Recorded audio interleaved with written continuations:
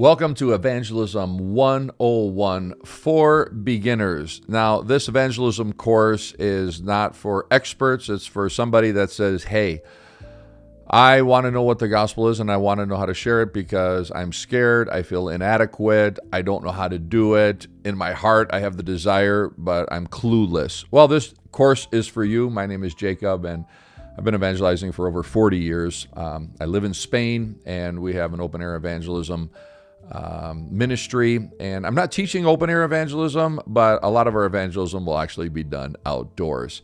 Now, in the previous videos, if you haven't seen them, we have links below, and we'll leave some links above also so that you can watch them. But we talked about what's your motivation to evangelize. Well, it's going to be for the love of God and for the love of Jesus and love for people. And we also talked about your mission, the mission of the MENA, the mission of doing business with seeking and saving the lost. It'll change your life. And when you start developing your business with the MENA, then actually you'll start to feel fulfilled. And you're going to feel a joy that you've never felt before. And in this video, we're going to talk about the 3 different roles in evangelism. You're not doing this alone, okay? You don't have to carry the weight.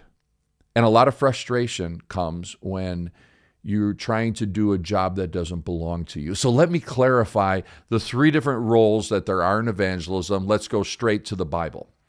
The Bible says in 1 Corinthians 3:6, Paul is talking, and he says to the Corinthians, I planted, Apollos, his buddy, watered, and God gave the increase.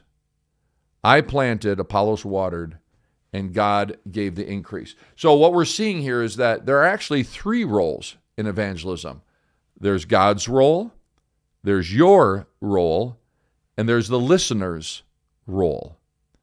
So let's define those 3 roles, and let's find out what each one has to do and what each one doesn't have to do, because chances are if you're frustrated in evangelism, you've been trying to do something that you were never called to do. It took me years to figure this out, but I'm going to give it to you for free right here. So let's talk about the biggest role of them all. And I'm talking about he's carrying all the weight on this. And that's God's role. So God has a role in evangelism because it was all his idea. It was his mission in the first place, to come and seek and save the lost. If the lost are going to be saved, it's going to be God that saves them, because God is the author of salvation. And the Bible also says that if Jesus was lifted up on the cross, that the Holy Spirit would draw all men, God himself would draw all men to Jesus. So guess what? Salvation wasn't your idea. He's asked you to share the gospel message, but he didn't ask you to save anybody. So salvation is God's idea. God is sovereign. God's wind blows. The whole idea of salvation still is a mystery to me today. I know a lot of the mechanics, but there's no formula. There's not a magical sinner's prayer one says to be able to get into the kingdom of God. No, I mean, faith has to be there. The gospel has to be there. But the saving, it's all God's job. It's all his work. And he's invited us to participate. And I'll show you that role in a second. But God's role is to convict of sin, righteousness, and judgment. That's what the Holy Spirit came to do. So you don't have to convict people of sin or righteousness or the judgment to come. You can talk about it, but you don't have to convict anybody. He opens up the blind eyes, right? So if somebody's been blinded by the god of this world, you don't have to open up their eyes. You don't even have to convince people that God exists. You don't have to convince people that the Bible is the Word of God. Why? Because he does all that. And so God is the most powerful piece in these 3 roles, and we are going to be depending on him for everything that happens. So I think one of the things that has set me free the most is that I don't have to win souls. Okay? Now that sounds strange. We gotta be winners of souls. Well, I led so many people to the Lord. Well, actually, the law led people to the Lord, and when they saw their need, and then God saved them. So we do have a part, but I want to kind of almost minimize it because God does everything.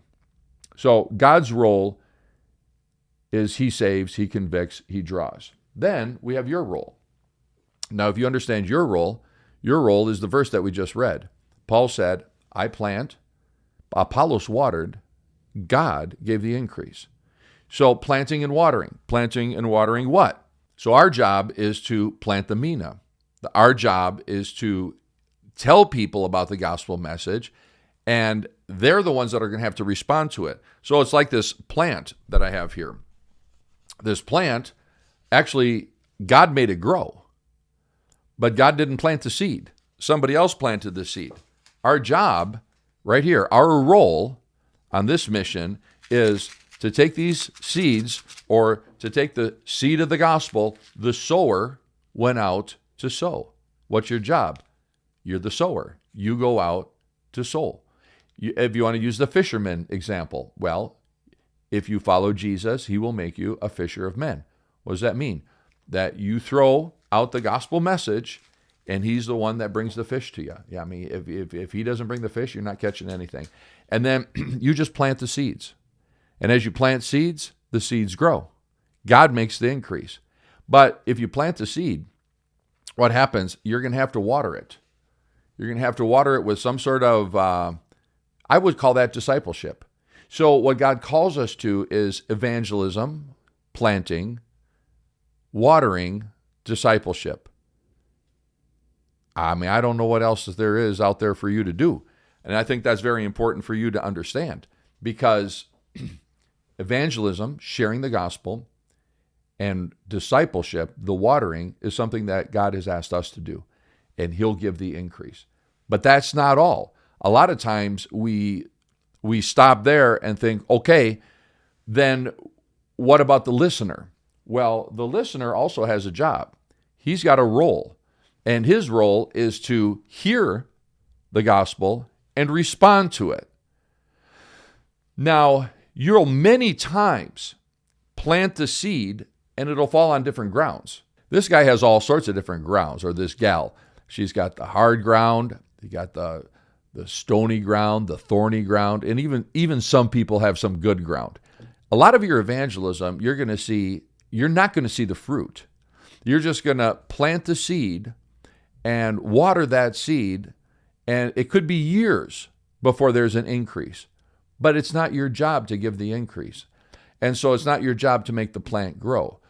So understand that every time you share the gospel, it'll always be effective because the seed itself is effective. And the mina is the power of God unto salvation to all those that believe. The role of the sinner, the role of the listener, is to believe, to hear, to have the faith, God will give the faith, and to repent. And when they repent, they can come to Christ. And so Jesus was praying for Jerusalem, and he said, "O Jerusalem, Jerusalem, you went out and killed the prophets. How I wanted to gather you like a hen gathers its chicks, but you wouldn't let me." And here you have Jesus, the master evangelist, going out and saying, "I so wanted you to come so that I could protect you and save you and get you into that door of salvation, but you wouldn't let me." So know that even in your evangelism, some people will receive and some people won't. So really, what is your job? Well, it is to plant and to water, but I have this chain here to represent in a visual way what our evangelism looks like, what sharing the gospel looks like. Well, here's God over here. Here's the sinner over here. And a lot of times when you share with somebody, pray with them, share the gospel with them, bring them to church, you're basically just adding a link to the chain. And this chain that starts here and goes to God for salvation, this chain could have 5 links. It could have 5,000 links. Some people need so many encounters with the gospel before they'll respond to it. And many people will have so many encounters with the gospel and in the end never respond to it. So leave that in the hands of God. But when you have an encounter with somebody and it's a spiritual conversation, it's a win. I mean, you always win. Who wins? Well, they win because they get the mina, they get the gospel. You win because, wow, man, I'm doing business with the mina and it's well done, good and faithful servant. God wins because this is what he's asked us to do, and he's getting people into his kingdom. But if you're just adding a link, you're being successful. Successful evangelism, write this down. Successful evangelism is being faithful at sharing the gospel and bringing people one link closer to their encounter with the cross. So you may be the fortunate person that gets to be the very last link and lead somebody to Jesus. Well, know that a lot of people sowed before you did, and you got to be the one that prayed with that person, and that'll be the happiest day of your life. And then you begin to water. So our job is quite simple, yet very important. And so I just want you to take a deep breath and say, hey, when it comes to sharing the gospel and being effective, the power lies in the gospel message. All I have to do is add a link to get them closer to God.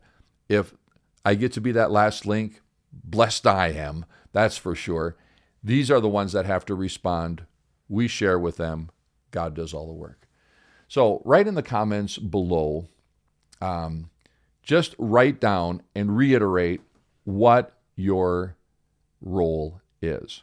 I'm not going to say it again. I already said it a lot of times. What is your role in evangelism? Just write it down in the comments. And now we are ready to build the massive foundation of what is the gospel message, because in the gospel message is the power of God. And in that gospel message, you're going to find so much power that makes you effective at sharing the gospel. We're going to see that in the next video.